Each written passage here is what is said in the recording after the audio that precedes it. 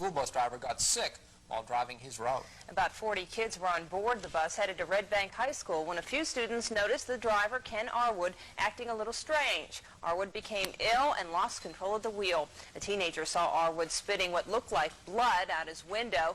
The bus veered off the road across a field and stopped dangerously close to a house. That situation could have been much more hazardous had it not been for two quick-thinking teens who grabbed the wheel and stopped the bus. Coming up on Action News at 5:30, we'll talk live with Joseph Headrick, the teenager who grabbed the steering wheel and helped bring the bus to a safe stop. This is Action News at 5:30. What started out this morning as a routine ride to school develops into a frantic nightmare for some Red Bank high schoolers. A Hamilton County school bus driver suddenly becomes ill and loses control of the bus. Thanks for joining us for Action News at 5:30. About 40 Red Bank high schoolers this morning got the scare of a lifetime. Their bus driver, Ken Arwood, became ill and lost control of the wheel. The bus veered off the road, careened across a field, and stopped dangerously close to a house.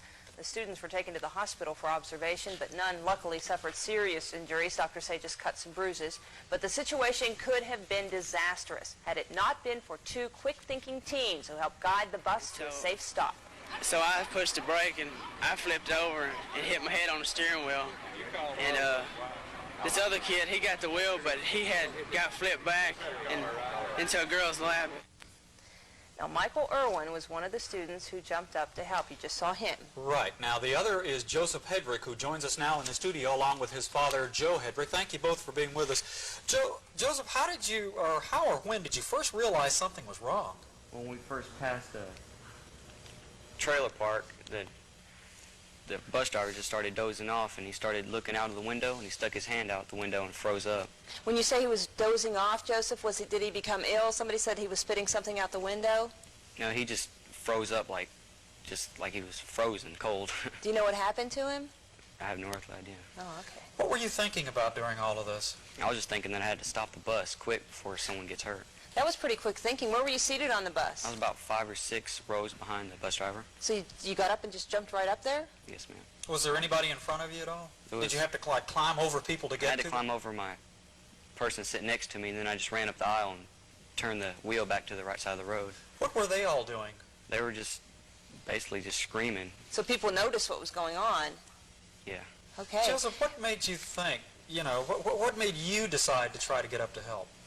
When I looked up, there was nobody else doing anything. They were just sitting there screaming, so I just had to do something to get us off the road. Well, have you talked with any of your classmates, Joseph, who were on the bus since the accident happened?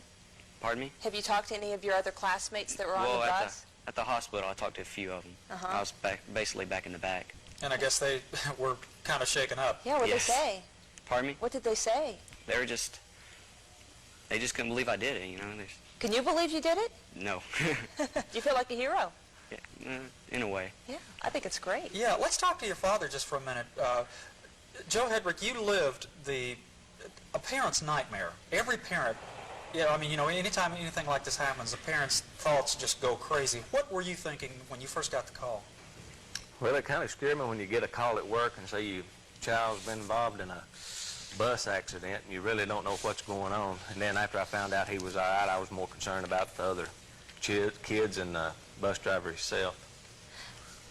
Boy, I tell you, I can't even imagine as a parent. Joe, thank you so much for being here. By the way, Joseph, Jamie Bowen, Misty Nail, Chrissy Wortman, and Renee Temple were all on the bus during that accident, and they were among those taken to the hospital, and they have been released. And this afternoon they called our studios and asked that we give you and Michael a special thank you from them, from the girls. Friday's Heroes. More Friday's Heroes. They're going to have lots of dates this fall, I have a feeling. Thank you, Joseph. Thanks so much for joining us, both of you. Thank you. And coming up on Action News at 6.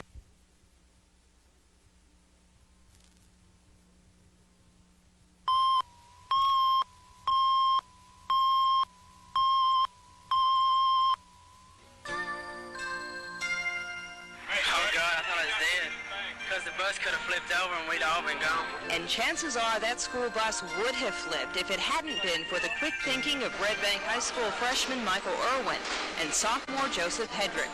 Last Friday morning, bus driver Ken Arwood fell ill, and the bus veered off the road out of control. Emergency workers said at one point the bus struck a ditch and left the ground for 30 feet.